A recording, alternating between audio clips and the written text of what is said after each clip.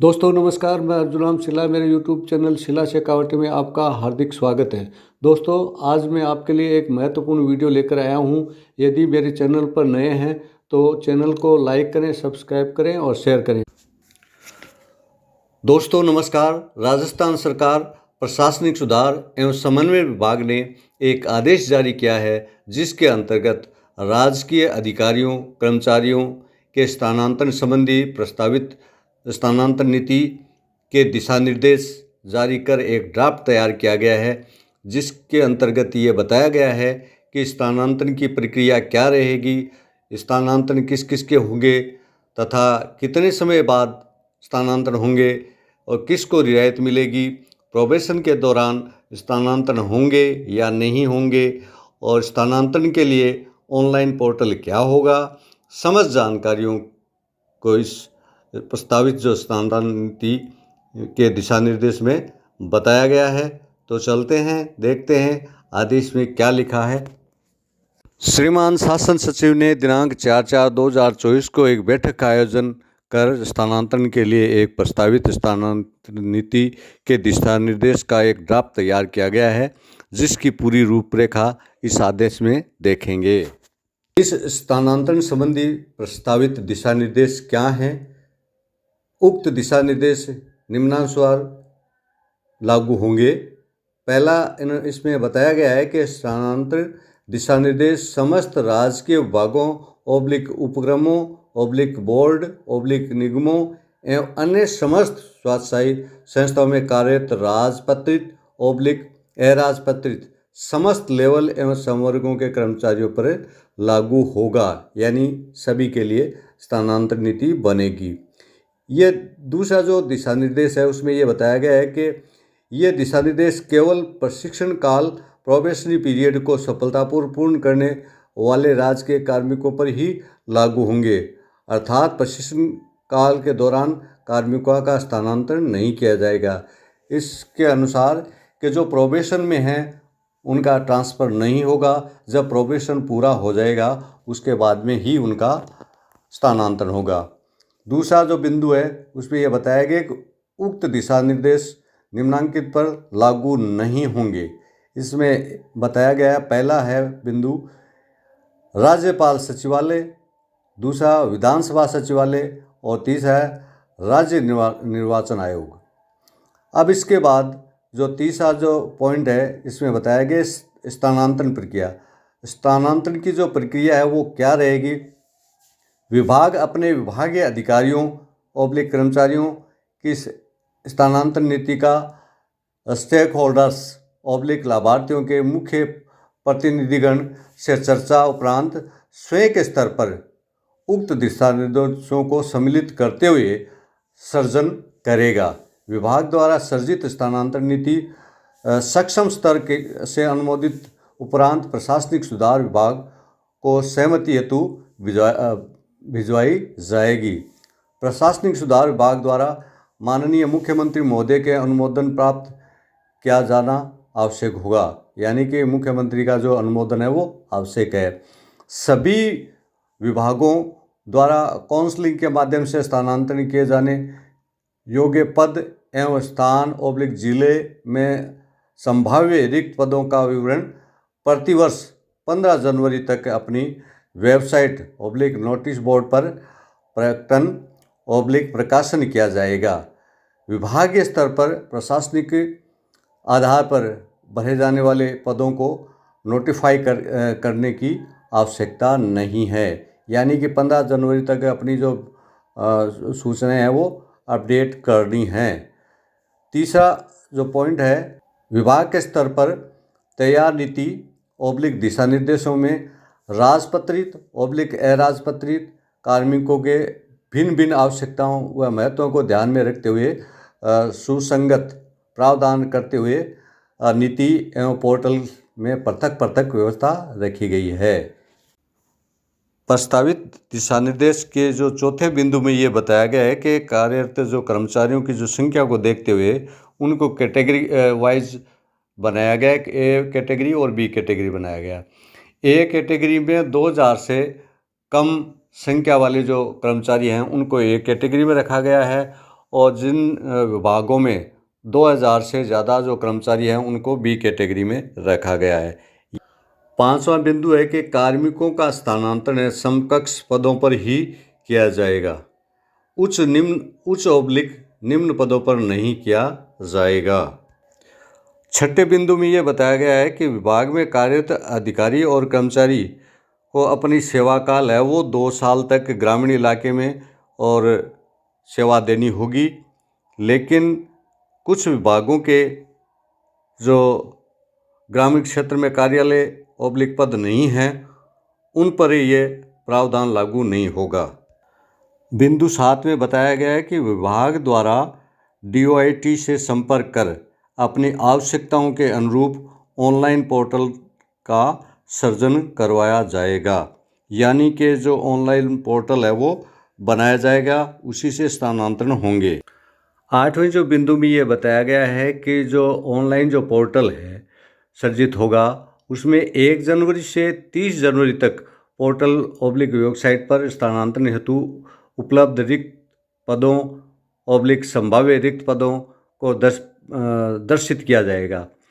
स्थानांतरण के इच्छुक कार्मिकों को उक्त निर्धारित प्रारूप में ऑनलाइन पोर्टल के द्वारा प्रतिवर्ष 1 फरवरी से 28 फरवरी तक अपना आवेदन प्रस्तुत करना होगा। आवेदन पत्र के अभाव में स्थानांतरण पर विचार नहीं किया जाएगा।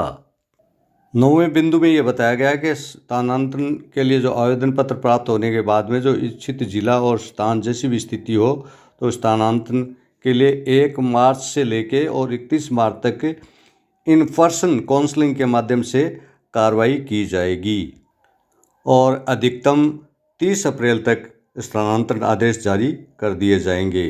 आवेदन करने वाले कार्मिक को भी काउंसलिंग में सम्मिलित किया जा सकेगा।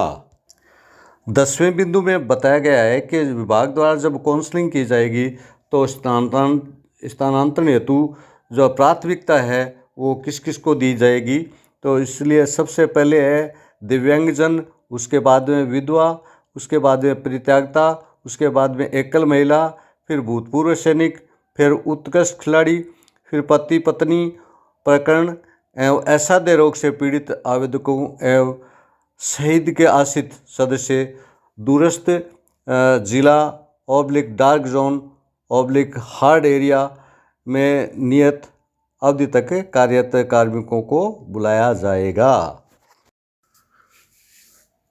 तदुपरांत शेष रहे आवेदकों को काउंसलिंग में बुलाकर उनकी पारिवारिक परिस्थितियां एवं अन्य महत्वपूर्ण आधारों को ध्यान में रखते हुए गुणावगुण पर विभाग के सक्षम स्तर से निर्णय लिया जाकर स्थानांतरण किया जाएगा। ये जो 10वां बिंदु का लास्ट पॉइंट है। अब जो 11वां बिंदु है उसमें क्या बताया गया है कि जो असाध्य रोग से जो पीड़ित है उनके बारे में ये जो 11वां बिंदु दिया गया है कि निम्नांकित जो असाध्य रोग से स्वयं पत्नी ओब्लिक पति पीड़ित होने पर प्राथमिकता दी जाएगी। इसी 11वें में जो एक सब बिंदु जो है सब पॉइंट है तो उसमें यह बताया गया है कि दुर्बल बीमारियां जैसे कैंसर, गुर्दा प्रत्यारोपण, हृदय शल्य चिकित्सा, open heart surgery, bypass surgery तो तथा डायलिसिस, इनको प्राथमिकता दी जाएगी। किसी को गुर्दा का दान किया गया हो, ऑपरेशन से प्रथम 3 वर्ष के लिए उनको दी जाएगी प्राथमिकता। मनोचिकित्सक रोग से जो है उनको प्राथमिकता दी जाए। लकवा है, स्थायी निशक्तता है, अंधापन है, मूक एवं बधिर है, मानसिक निशक्तता है, स्वलीन अथवा बहुआयामी निशक्तता है, तो इनके लिए ये जो प्राथमिकता रहेगी।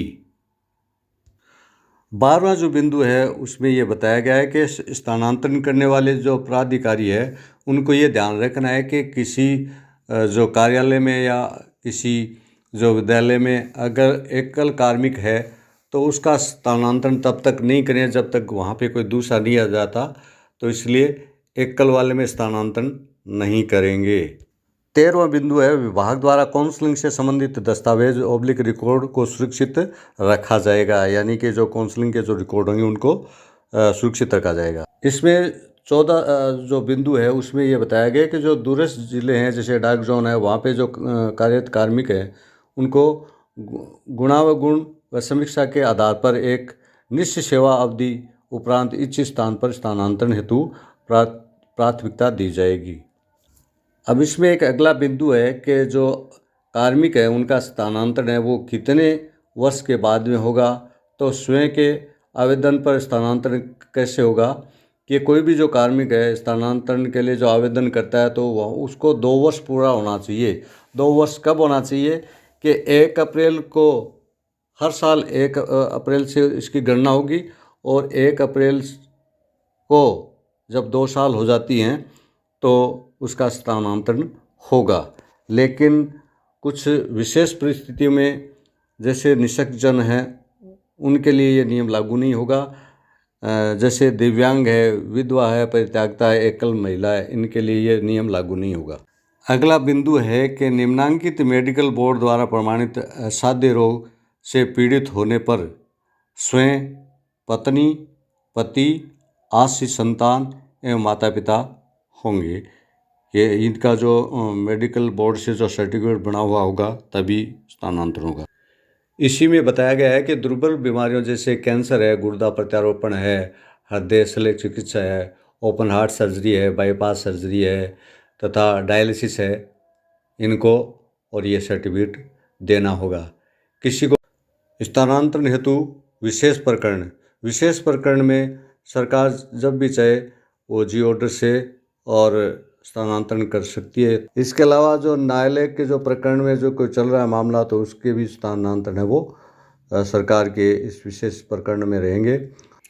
अब कुछ सामान्य जो दिशा निर्देश हैं उसमें ये बताया गया है कि 1 फरवरी से 30 अप्रैल की अवधि के दौरान ये स्थानांतरण की जो प्रक्रिया है वो रहेगी और इसी दौरान स्थानांतरण होंगे। इसके अलावा यदि किसी कार्मिक का जो सेवानिवृत्ति का जो समय है वो 1 साल रहा है तो उस स्थिति में उसका स्थानांतरण नहीं होगा। अगर कोई कर्मचारी का जो स्थानांतरण है जहाँ कहीं से हो गया और उसी जगह वापस जाने के लिए अगर स्थानांतरण करवाना चाहेगा तो 2 वर्ष पूर्ण होने के बाद में वहीं के लिए स्थानांतरण करवा सकेगा। अंतिम जो निर्देश है उसमें ये बताया गया है कि किसी कार्मिक को एक स्थान पर 5 साल तक नहीं रखा जाएगा। अगर 5 साल हो जाती हैं तो उसको स्थानांतरण कर दिया जाएगा।